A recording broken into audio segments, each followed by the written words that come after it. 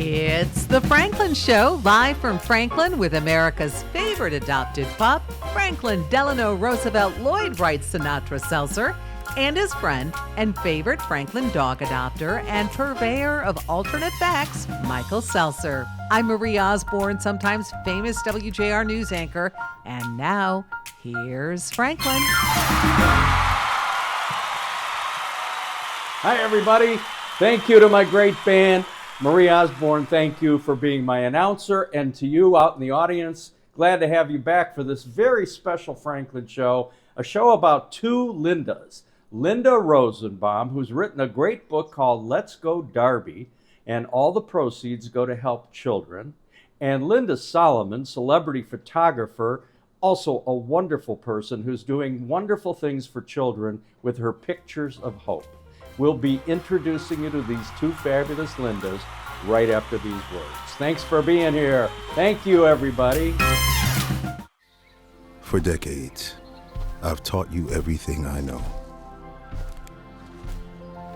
But only you can prevent wildfires.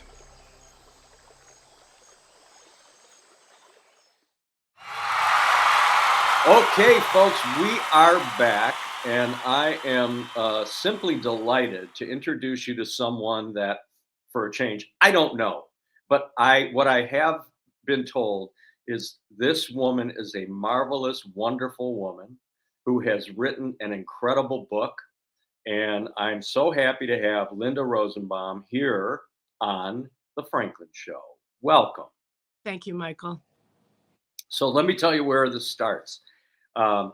I do this crazy show and I've got a billion followers, and among them are famous, noteworthy people like Jim Hiller of Franklin Village, Michigan, whose family had Hiller's Markets. And when I first moved into Franklin 30 years ago, there's a knock on my door and this cute little man is standing there with this big bag of groceries. And he introduces himself as Sidney Hiller to welcome my wife and my little babies into the neighborhood. And he said, with this bag of groceries, and he said, and there's more where this came from. So I have a special place in my heart for the Hiller family. In any event, Jim Hiller calls me up and says, I love your show. I watch your show. Your show is great. You need to meet my friend, Linda Rosenbaum, who I've known since kindergarten. True. Okay. So do you have any stories about Jim back in the kindergarten days? I really The biggest thing was I was really tall and Jimmy was really, really short. And neither he nor I knew whether he was ever going to catch up, which he did. But it so affected our relationship because it wasn't cool in the 1950s for guys to be short and girls to be tall. And I was so uncomfortable around him because I was towering over him. And he was so uncomfortable around me, and it totally affected our dynamic. So it's a testament to something that 60 whatever years later we've worked it all out. See how people can get along, short people, tall people, whatever. That's a wonderful thing. Yeah. All right, so enough of that. He got his moment of glory here on the Franklin Show. So now let's talk about you.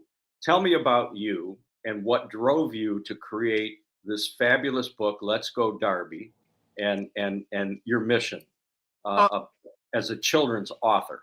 Yeah, well, this is I am a writer, but it's my first children's book. So there is a bit of a story. I live in Toronto, and I live on an island that's a 12-minute ferry ride outside of Toronto. It's an unusual, quite wonderful place. But in the city of Toronto, we have this a world famous children's hospital called the Hospital for Sick Kids. And in the late 1800s and the early 1900s, Sick Kids Hospital had a summer home for the kids on Toronto Island, this beautiful old Victorian building. And every summer they would parade the children down from the city hospital down to the waterfront, take them over to the island, where these children who spent months and months and years in hospital at that time, they would spend their whole summers there. Well, that beautiful building's been torn down, but I go for walks all the time on the island, and I go past the site where this once magnificent summer home for the children were. And I was always fascinated by it. I also happen to have a son that's disabled and has spent a lot of time in Sick Kids Hospital. So I have a warm spot for the hospital. Anyways, I was doing some research on the hospital and I came upon this remarkable story that was hard to believe that it was true, about a 10-year-old boy from a town outside of Toronto. This is 1898. And he was 10 years old. He couldn't walk. He was desperate for an operation so that he could walk. He went to ask his parents to help him. And he took a dog sled with his dog, Darby, 40 miles all on his own in the winter from Uxbridge, Ontario, to downtown Toronto, where he landed on the doorstep of the hospital, frostbitten, nearly near death, begging for an operation. And the story was just so remarkable, I decided I had to write a children's book about it. And I did. And it was a really fun thing to do. So that's the history of why I wrote it. Wow, that's a great story. So you say you're a writer. What other Well, books? I've always been, I never wrote fiction before. This is actually my first bit of fiction, historical fiction. I wrote for Canadian magazines and newspapers, mainly on whatever subject I was assigned. I did a lot of health stuff. I also worked in TV as a story producer, and I've worked on documentary films, and a lot of it was freelance. Hmm. Yeah. Very nice. Yeah, So how many years have you lived in Canada? I live, all of this was in Canada. I moved here in 1970. So Oh, I okay. was in Detroit in 1966, really. So in other words, you were so scared by this short kid that you met in kindergarten that you had to leave the country. Exactly. And that's basically what it is. He's the one who did it. Yep. Yeah, he's going to be It's all sorry. to Jimmy. Yep. Okay. So and tell us about your son, your disabled son. Yeah. So he has fetal alcohol spectrum disorder. And he's now 36. When we adopted him, we didn't know, but the wonderful thing about bonding is that you just you create this bond with your child the second you hold him in your arms, and that was a wonderful thing that really helped us get through life that's been challenging with Michael, who we love with all our heart, but raising him has been difficult, and his life has been a real struggle. Yeah. And so this is really a tribute to him, this book.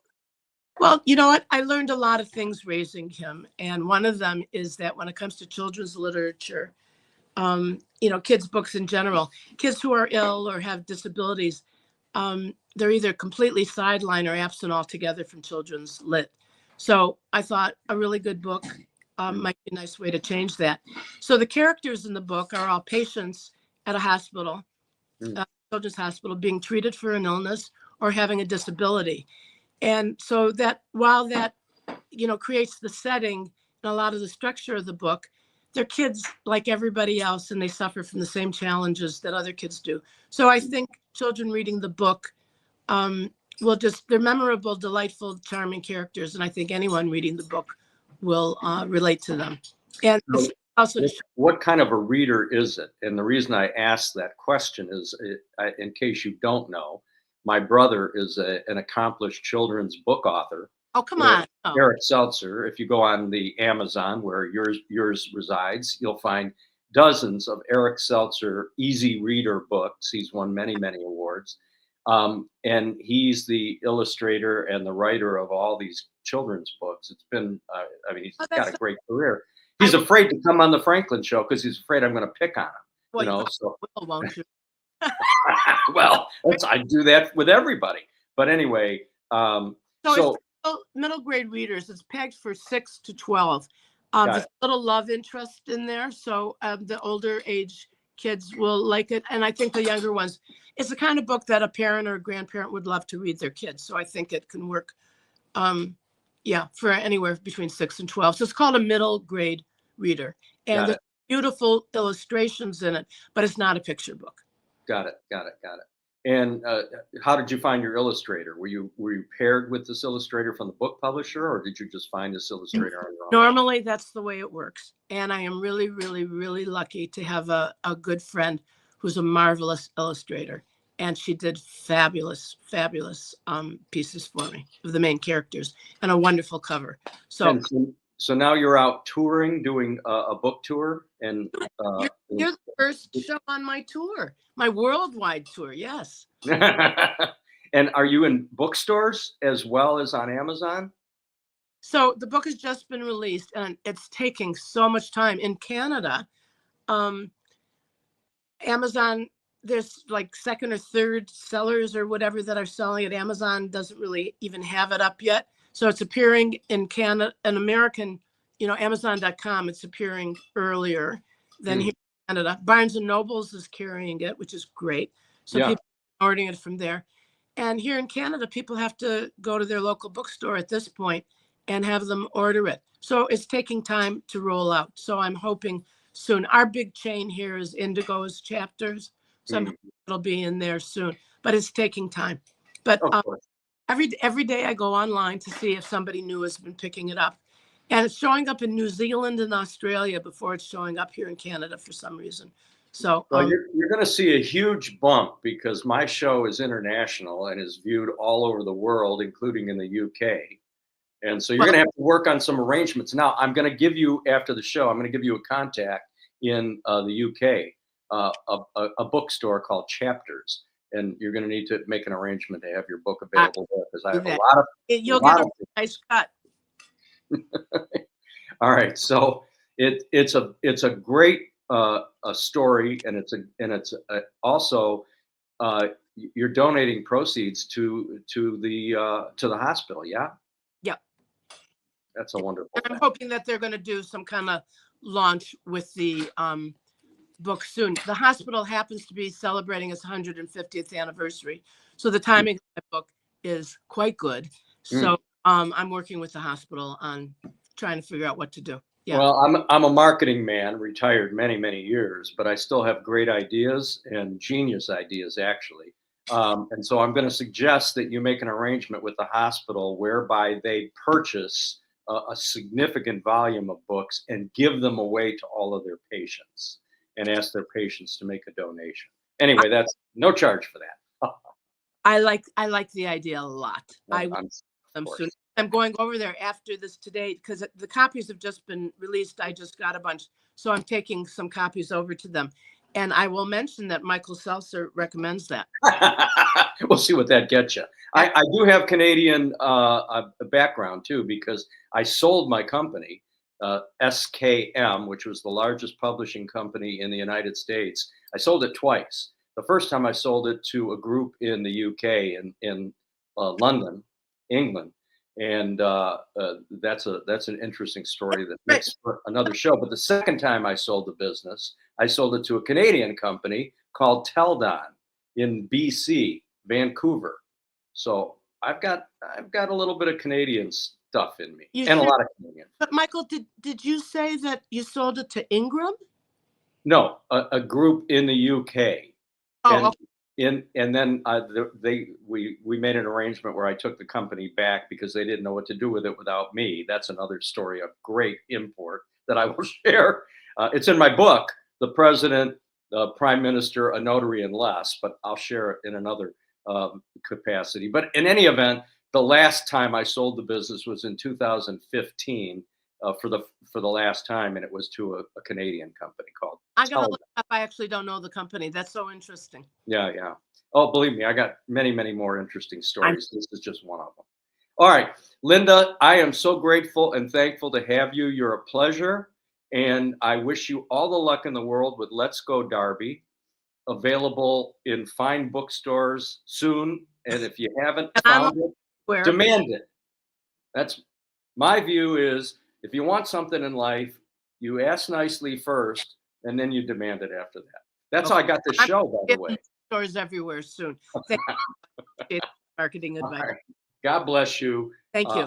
It was a pleasure meeting you, and I wish you all the luck. Thank you. All the best to you as well. Thanks. Thanks for being here. Okay, folks, we'll be right back with more riveting entertainment on The Franklin Show right after we pay the bills. You're not going to get it all right. Just make sure you nail the big stuff. Mama! Like making sure your kids are in the right seat for their age and size. Get it right at nhtsa.gov/the right seat. Hi, everybody, and welcome back to the Franklin Show. Here's my good buddy Franklin, and I am so pleased to introduce, I think, my favorite stalker. Now, I've had a lot of stalkers, but Linda Solomon, international photojournalist, joins us now. And Linda stalked me for I don't know how long until you finally trapped me in the old farmhouse ice cream store in Franklin Village, Michigan. And that's where we began our friendship. Well, thank goodness I'm your favorite stalker. Well, you are. You are. Well, you're the most notable. Notable. All right. And sitting with Linda today is my dear friend Howie, who is going to make a quick appearance without ruining this video. Yeah, Howie is Linda's favorite person, just like Franklin is mine, and the two of them are good buds. So Franklin is honored to have Howie and Linda Solomon on the Franklin Show. hello. So Hi, Franklin. yeah, I so see him. Linda, He looks you so have sweet. photographed 8 presidents, 9 presidents. I think 8 or 9, but it's always exciting. Yeah. Used to Who be was the easier. who was your favorite president to photograph? Well, it's interesting. I think after the attempted assassination with President Reagan, things changed as far as security. You Yeah. used to get access that made it much more exciting to photograph a Yeah. president. I could be right next to a president. And then things changed. But I think President Reagan was my favorite. I stopped him during the campaign when he was here in Michigan during Labor Day. And I asked him to sign a photograph.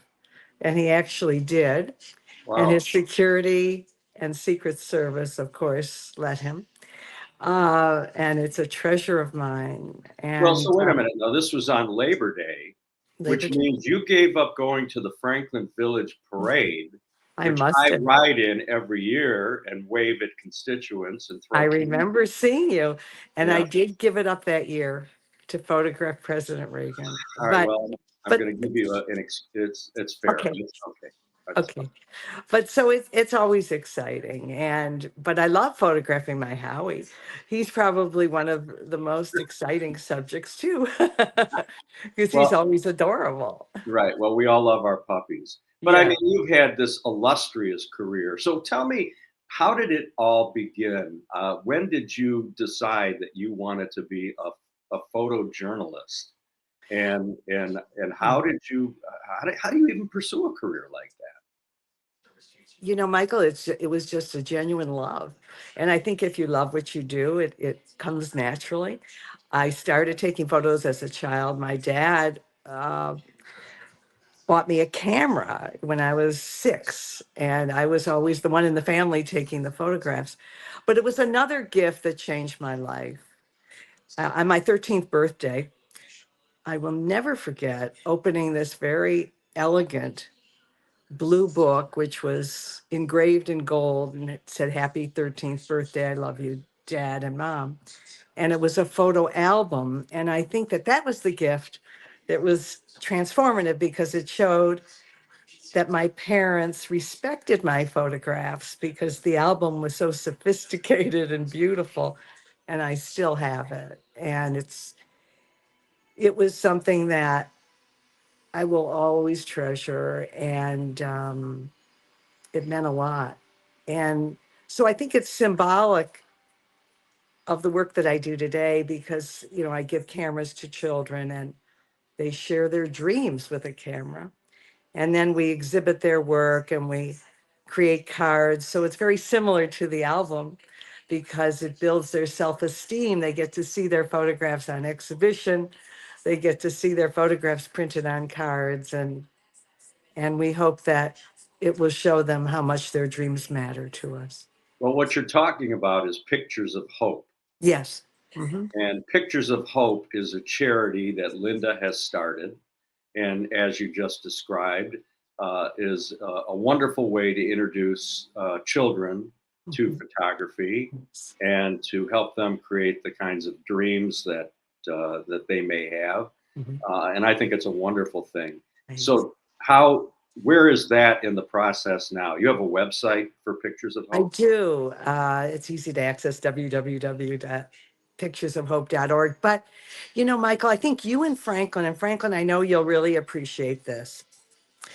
In August of last year, we worked with children. Oh, I see he looked up.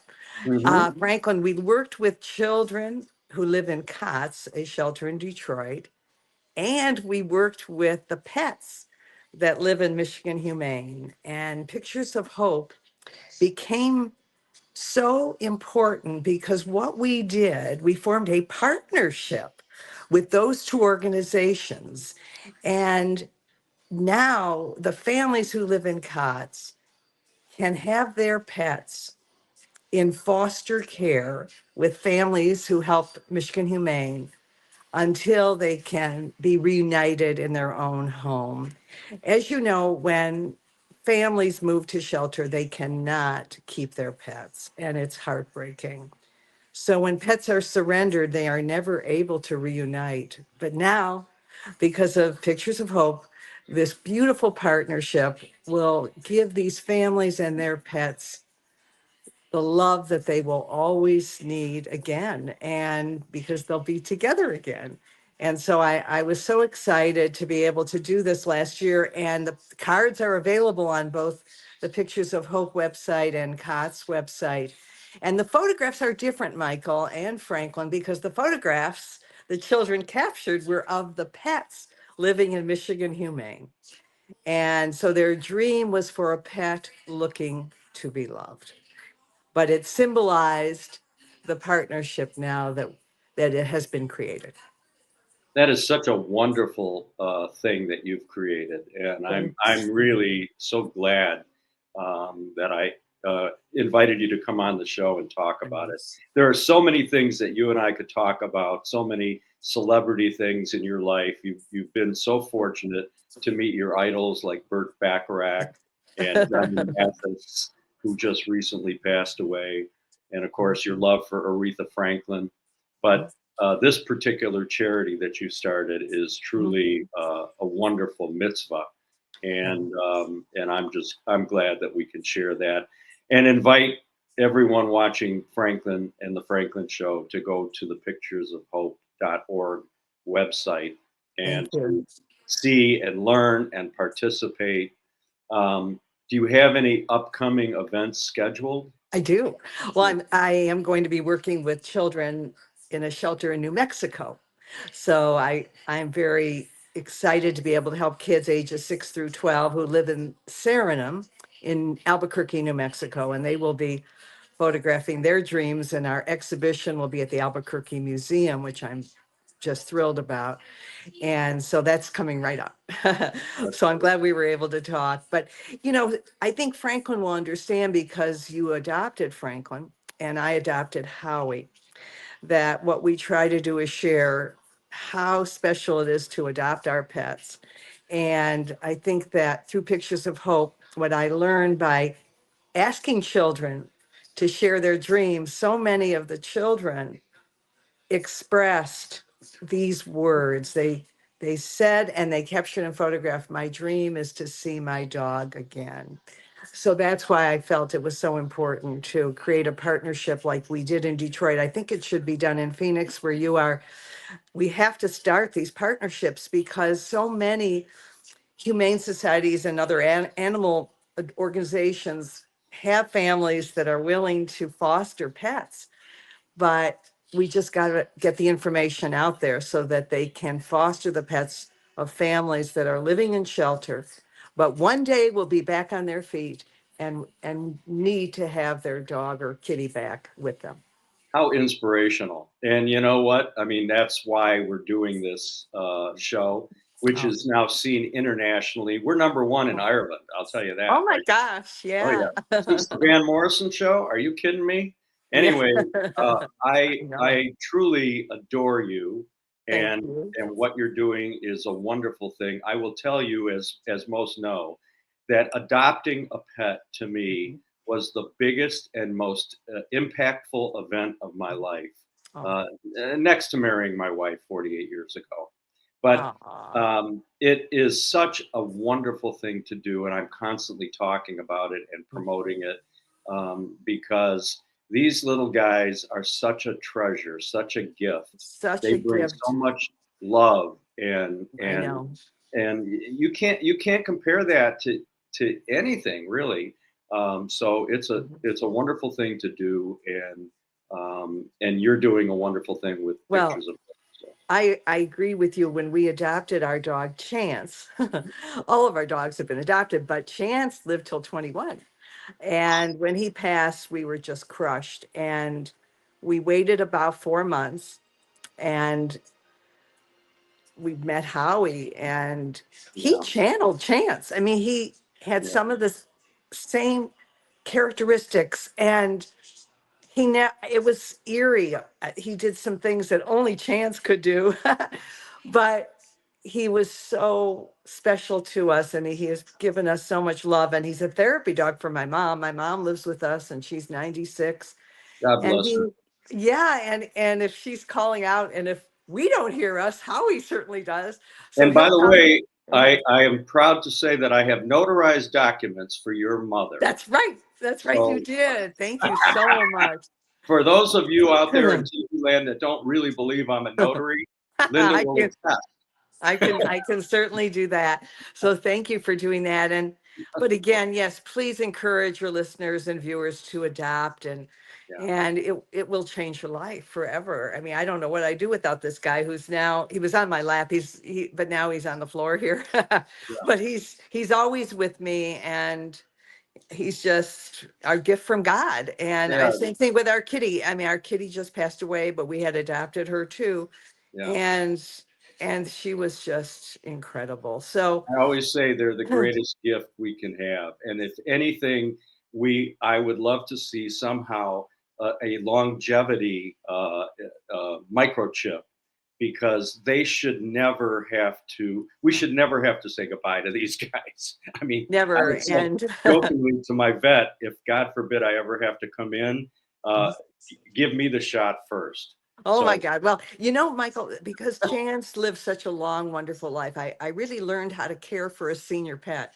I was yeah, thinking of writing a pamphlet about it because there are certain things you need to do when your dogs are a little bit older to yeah. make life easier for them. And we figured it out. And that's why he lived so long. I mean, we carpeted the floors.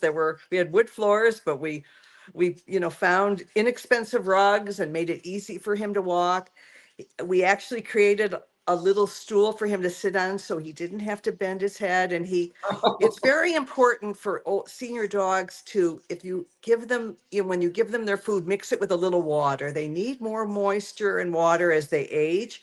And then we always served his food on a plate. So he didn't have to bend forward. And I'm telling you, it really helped him with his aging and feeling more comfortable and alleviating some of the pain that he felt as a senior. And he couldn't hear and he couldn't see well, but we were there for him Neither can 24/7. we.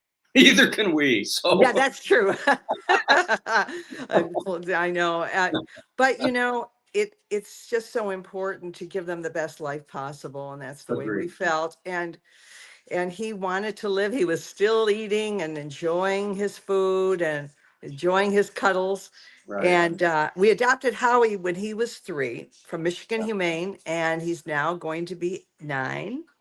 And what can I say? I mean, he's God bless listening to you. every word. God bless you for everything that you do, and Thank- we'll be putting up on the screen your website Oh, thank you. and your Facebook page and all of that. You're a treasure, and I Thanks. appreciate you, and I appreciate you and Howie coming on the show today. Oh, we loved it. All right, Bye, cool. Franklin. He looks And so Solomon, thank you so peace, much. calm, and happy. Thank you so much. Great to see you. Bye. All right, folks, we will be right back after we pay a few bills here on the Franklin Show.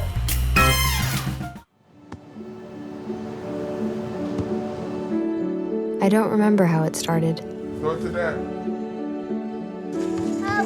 Our back and forth. It always came back.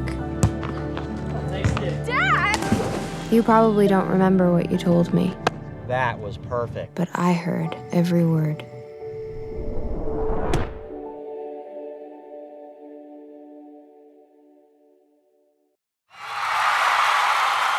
Well, hi, folks, and welcome back. This is a brand new segment on The Franklin Show that I like to call interviewing people who don't want to be interviewed.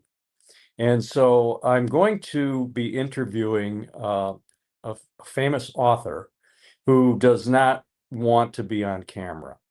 But nonetheless, we're going to attempt this and we'll see how it works out. Now, I am completely against any sort of nepotism. So the fact that I'm interviewing my guest and his last name is Seltzer, don't be confused with the fact that he's my little brother. Has really no bearing on this. But anyway, I'd like to introduce to you my little brother, Eric Seltzer, and I'll be playing the part of Eric because he doesn't want to be interviewed. So now Eric is the famous author of children's books. This was his first book, which was published in 1986 and has won numerous awards and is one of the most acclaimed books. And in this particular version, which I'm having a difficult time reading because, well, it's actually multilingual. So it was published in Japan as well as all over the world. But this happens to be a version of the book translated uh, in being read by little kids far, far away. So I thought that was kind of notable. Four Pups and a Worm. So Eric, what was the impetus of writing this first book and of course doing the illustrations? If you can share that with me, and I'll then share it with the audience. Well, Mike, I had this idea and I thought it would be interesting and that children could read the book and parents could read the book to them. And I illustrated it, and it was all about these four pups and a worm. Well, that's interesting. And so that spawned this entire uh, uh, business for you as an acclaimed children's book author. Yes, it did, and I'm very proud of the work that I've done over the years, and I've certainly been gratified by the numbers of people who have reviewed my books and said how great they were and how enjoyable it was to read to their kids. Truly, and you should be proud of that because that's, not something that anybody can do. I mean, every one of his books are easy readers. This is but one, and they're all available on the Amazon. If you go on the Amazon and you type in Eric Seltzer, you're going to see dozens of these wonderful, easy readers that kids can start. You start reading to your kids when they're a year old, and then they grow fond of the characters, and every one of them is just so unique. So this one says this is pre-level 1, rising star reader, shared reading, familiar characters, simple words. That's and it's a junior library guild selection. This one here, C sheet. But like I say, if you go on Amazon, you're going to see dozens and dozens of these books. And so I just felt it was something that I would like to share with my audience. I wanted my younger brother to come on the show, and he's just shy about that sort of thing. But I'll do the selling for him. He doesn't really need to sell books, but it's his business. It's a career. And he's got great books. And I am always happy to give them out to my friends who have kids and grandchildren. I've always found them to be very receptive and appreciative of these books. So go online and check out Eric Seltzer books for kids. And I hope you enjoyed this segment. I plan on doing this with a lot of other people that won't talk to me. I think it's a great way to do it. If you don't want to talk to me, that's your problem. But if I want to talk to you, I'll just make it up. So thank you for giving me your attention, and we'll be right back after a few words from our sponsors here on The Franklin Show. When it comes to making plans, you are the best. The same way you plan each detail for those moments, start planning to protect you and your loved ones from a natural disaster. Protecting your family is the best plan you can make. What a great show. I hope you guys enjoyed this particular edition of The Franklin Show with my two favorite Lindas, and I look forward to seeing you again next week on The Franklin Show. Good night, everybody.